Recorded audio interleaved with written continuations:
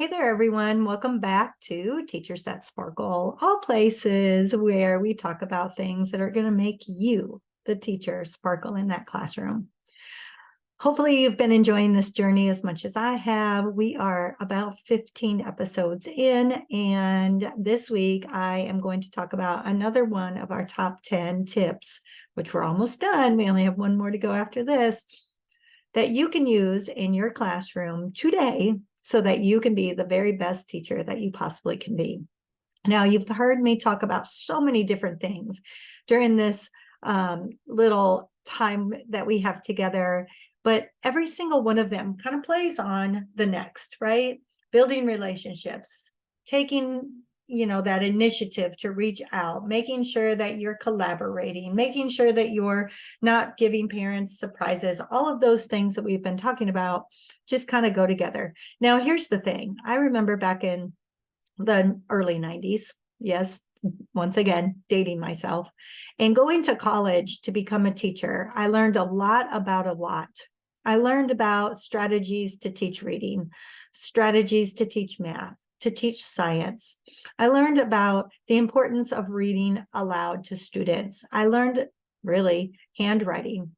It was a thing back then, and they gave us a class on how to teach handwriting.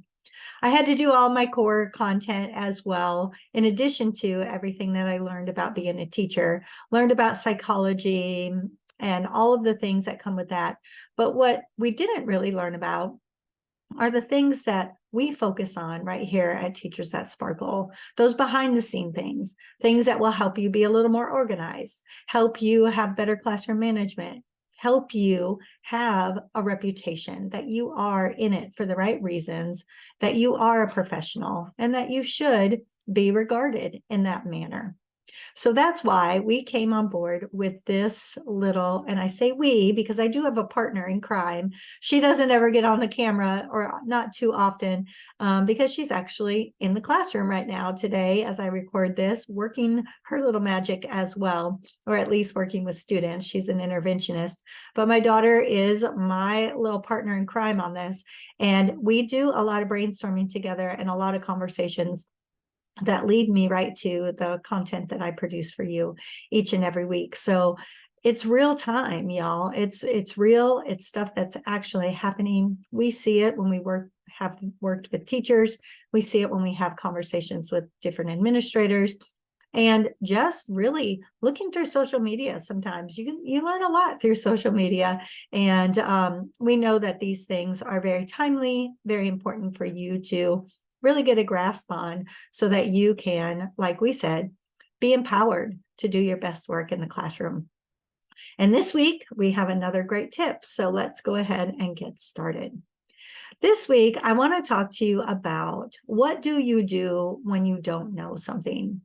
Now, I heard this mentioned last week somewhere, either in a networking event or on a podcast, I can't remember, but there's kind of three categories when you don't know something, right?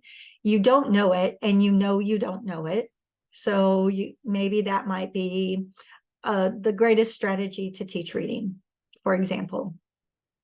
Then there's the category that you don't know, but you're moving in that direction to get there. So you're working on it, you're in the learning process, but there still might be some areas that are a little bit fuzzy. And then there's the category, and I love this one because I feel like it was me so many times, especially in my first year of teaching, but every year in the classroom, we're always learning and continuing on that journey, but you don't know what you don't know until you don't know it, right? And that's the one where we're just pretty clueless. We have no idea how to handle specific situations or what to do, because we just didn't even know we were going to need to know something like that. So when you're in that realm of not knowing something, whatever category you're in, how do you handle that best?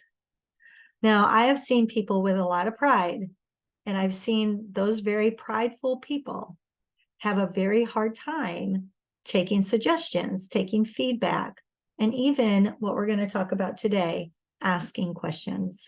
Because that's the whole premise of, when you don't know something, I want you to feel empowered and give yourself grace to ask the question. Now, here's what I always say.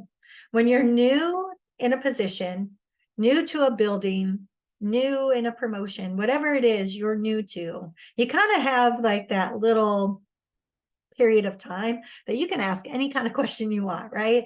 And nobody's going to fault you because you truly just don't know. You don't know what you don't know. Then you start to get more experienced, and we start to feel as if asking questions means that we're not good enough, or that we're weak, or we're not strong enough, or people are going to regard us in a certain kind of way. And so we take matters into our own hands, and then that's when mistakes happen. I'm going to give you an example. I always told my staff, especially during testing time. Now, Texas is a little bit crazy with testing. I don't know if every state is. I know that Iowa is not the same way. I'm not going to tell you that story today. That's for another day, but I can promise you it's not the same way. But here in Texas, teachers have to sign off on a lot of confidentiality kind of documents. And if a mistake is made during testing time, it does have to be reported to the state. And teachers can actually lose their teaching certification. Administrators can lose their teaching certification. And I've actually seen that happen before. So testing is pretty secure here in Texas. So I always told my staff as we were training them to get ready for their assessments, there are no dumb questions on testing day. And I emphasize that over and over and over because I want them to know that even if they feel like they sound silly asking a question, that they can do it, that it's okay. I'm giving them permission. I'm giving them the grace to do it with no judgment. But what if we started incorporating that into what we did every day? If you don't know something, ask. I know that it means something deep down inside, like you're not good enough, but it really doesn't. Because here's what's going to end up happening. If you don't ask, either one, you're going to miss out on some opportunities, especially when it comes to working with your kids, and then they're going to miss out. So it's a ripple effect. But number two, many people want to then just do things the way they think they should be done. And most times, now not 100%, but I'm going to say 99% of the time, doing that usually leads to some kind of problem.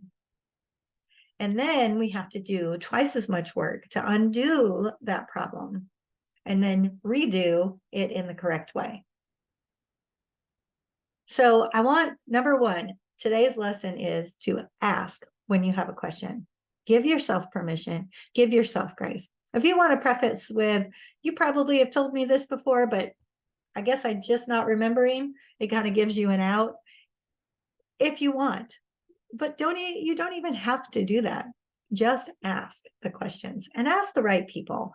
If you feel like somebody is going to be very judgy to you, don't ask that person, ask somebody else. There's a lot of people in the school, and if we think back to last week when we talked about collaborating, if you have a true collaborating community, a true PLC, then everyone should be comfortable enough to be able to ask the silly questions and the good questions and all of the questions. Now, I want to wrap this week's episode up with, once you ask the question and you're very honest, I just don't know, I'm sorry, I just don't know the answer to that. Once you ask the question, take the information and use it. There's nothing more frustrating, and I touched upon this, I believe, last week in collaboration. Nothing more frustrating than when somebody comes to ask you something, you spend time giving them the information, and then they don't take it and use it.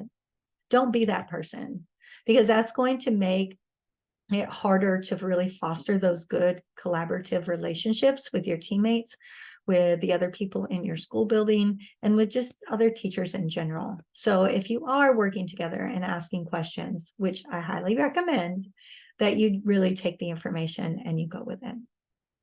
And then finally, just above all else, I want you to really, really think about how you handle yourself as a professional when you don't know something. Sometimes I've seen teachers really get into a place where they get nervous or insecure, and then they start to respond in a manner that maybe is not typical to their normal response. I have seen teachers, again, make something up and then it's not correct, or put a blame on something. Unfortunately, this happens, but I've also seen teachers who say, well, nobody told me that, so I don't know the answer. Guys, if we're trying to really build this teaching profession up, to really put ourselves in a place of looking and acting like a professional, I think that one of the biggest things that we can do is think about how we respond with things. So let me give you an example. Let's say a parent comes to you and asks you about something and you don't know the answer. You can handle it in one or two ways. You can say, oh, nobody told me that, so I don't know. Yeah, I don't know. Okay, what's the parent going to think about you in that manner? Or you can handle it like this. You know what? That's a really good question. And I wish I could tell you the answer right now, but I can't because I'm not really 100% sure. And I would hate to tell you something incorrect. So let me do this. Let me get the answer. And within the next 24 hours, or within the next 2 hours, or whatever your time frame is, let me get back to you and I will let you know the exact answer so you have the information that you need. And then you follow up. Those conversations are two totally different ways to say almost the exact same thing. And it puts you in a place where you sound like, one, you're in it to win it. Number two, you are a team player on that campus. And number three, you value the parent's question. You value their need for information. And although you may not know it right now, it doesn't put you in a place of being embarrassed. It puts you in a place of, that really is a good question, and I just don't know the answer. That totally makes the parent's view of you different, rather than the first scenario where you may have come across a little bit rude and disrespectful, right? To not only your campus, and maybe somebody didn't tell you something, but you don't have to air that laundry, right? But it also kind of was a very abrupt way of saying that to the parent. So just think about how you respond when you don't know something. So again, as we spoke today, make sure that you give yourself that permission to ask the questions. Be honest when you don't know something, ask, and then follow up, utilize the information that you're given because somebody took their time to share it with you. And then number three, make sure that when you don't know something, you're communicating it in the most professional way you possibly can and giving the whoever person that's asking a timeline of when you can get that information for them. These tips really will go a long way with how you handle business in your classroom, in your school, how you are regarded as a professional. And that, again, is exactly what we want to do right here on Teachers That Sparkle. All right, y'all, I hope you are enjoying your school year as much as I have been enjoying coming to you each week, bringing these little tips. We're already in October. I was talking to my daughter this morning and we were talking about, wow, October is almost halfway over already. At the end of this week, we'll be halfway through October. And then we'll be getting into the holiday months. And once we get past the holidays, it goes fast. So buckle up, hang on tight. We'll keep coming to you each week, bringing you just those little pieces of information that will help you be the best teacher you can be. All right, until next time, I'm Sherry with Teachers That Sparkle.